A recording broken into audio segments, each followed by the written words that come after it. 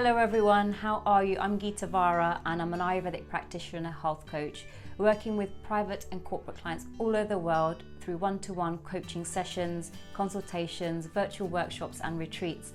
And today I want to talk to you about how you can transition into the summer and stay healthy and balanced over this season from an Ayurvedic point of view. And of course, let me use this opportunity to share with you a few tips that you can easily adopt into your day-to-day life to maintain health and balance.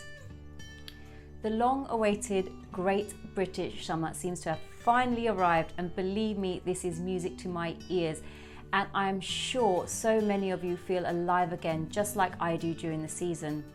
This is my birth season, so it's my most comfortable time of the year. I hope that unlike 2020 with all of our restrictions, we can this year indulge in some summer activities that we all love, like picnics and barbecues, day trips to the country and water-based sports. Just as the seasons change, so does our body's internal environment.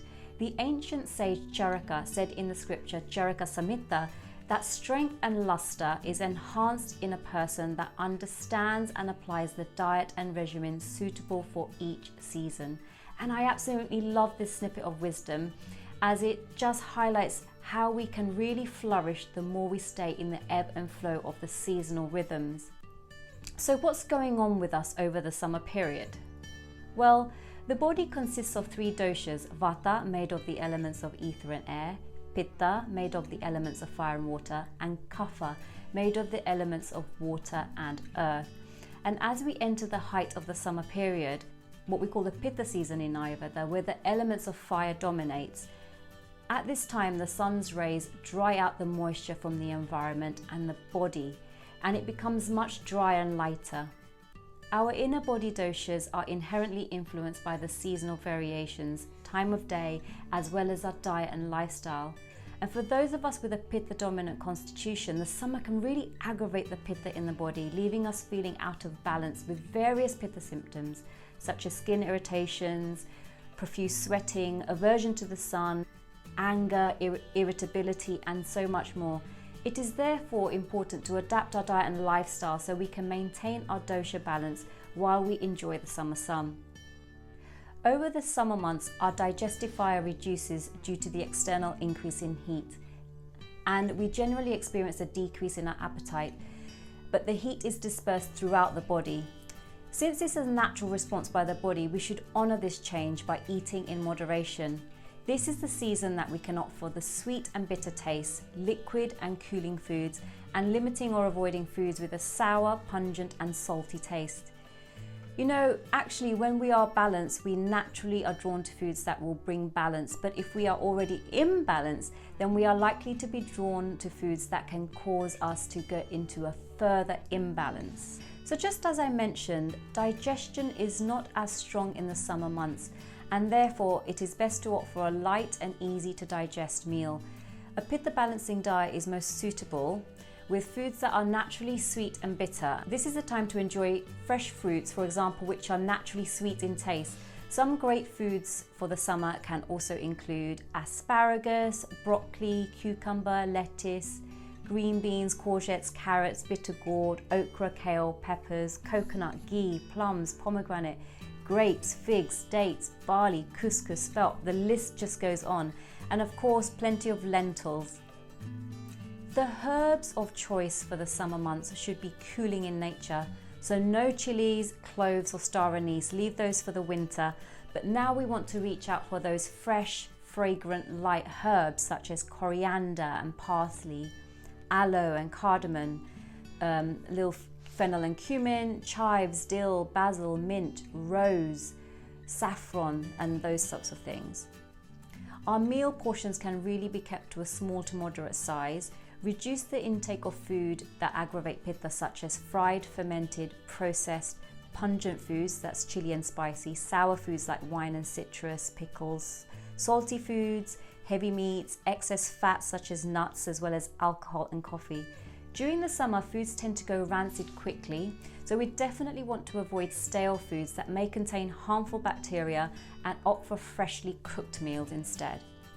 Since our body is made up of 70% or so water, it is important to keep hydrated and help to flush away the toxins out of our system. Our body will naturally require more liquids in the heat, and although cooling drinks are favourable, be careful not to overdouse our Agni by excessive cold drinks and ice during and after meals.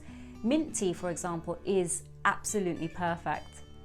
During this season, and although I am not one of them, I know many people get over-enthused about working out and intense competitive sports, but I highly recommend avoiding overexertion and moderate or limit physically challenging exercises.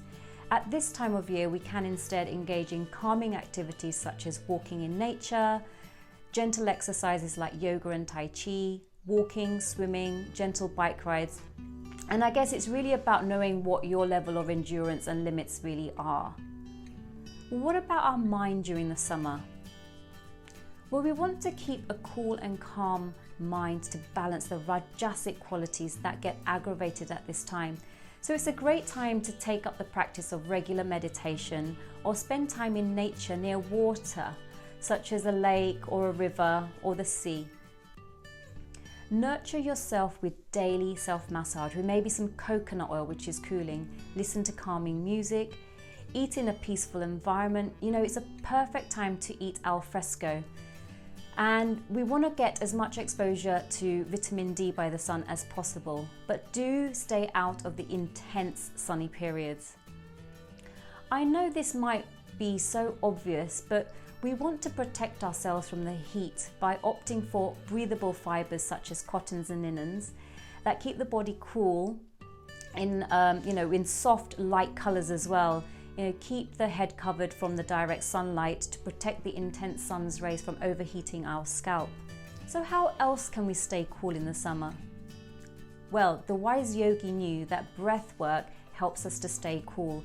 2 pranayama techniques that are amazing to pacify Pitta are Shitali and Shitkari pranayama, and they have a profound effect on cooling on the body and mind. This pranayama cools the respiratory and circulatory system, bringing the heart rate down, relaxing the muscles and lowering the body temperature. This is therefore useful in conditions of high blood pressure, stress, and definitely conditions where we have excess heat. If you are keen to get personalized guidance or coaching to stay balanced during the season, please feel free to connect with me, and my details are in the notes below. Thank you for watching. I hope you liked this video. Please feel free to connect with me on my Instagram, which is at Geeta Vara. Feel free to like and share and subscribe for more Ayurvedic wisdom and wellness tips.